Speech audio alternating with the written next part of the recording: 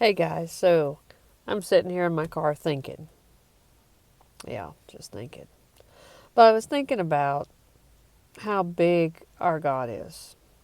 Um, you know, I was reading this book, If You Want to Walk on Water, You Got to Get Out of the Boat by John Ordenberg. And the very last chapter, it asks you, how big is your God? And I've been kind of stuck on that for a while, and I've reread that book and reread that chapter several times just to kind of get a grasp on that. And get, trying to figure out how big my God is insurmountable for me. And I have this thought that a lot of people, including myself, keep God in a box. Little tiny box. Now this is a very special box because my friend gave me a cross in it when she heard me preach the very first time. But sometimes we try to control our God and not let him be the big God that he is. He's a little tiny fella. Our God will know. Do we want to control him and actually keep the lid on him and say, okay, that part of my life, God, you cannot touch. You cannot have that part. You can't talk to me about my fitness. You can't talk to me about my work life.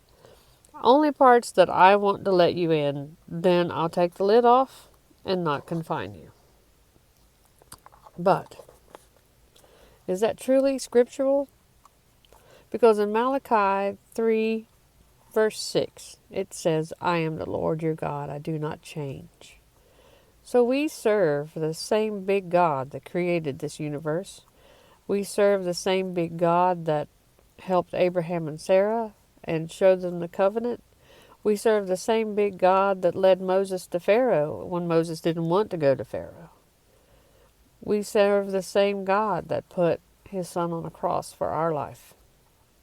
So I want you to think about how big your God is to you while I walk to somewhere that's going to show you how big God really is, or at least a glimpse of how big our God is.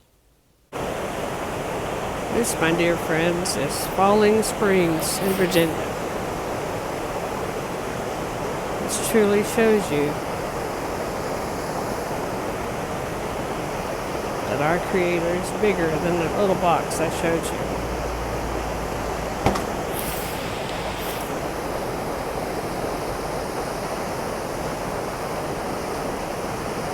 Just think about how big our God is, and that he's way bigger than this waterfall. May you know that he is the Lord that does not change.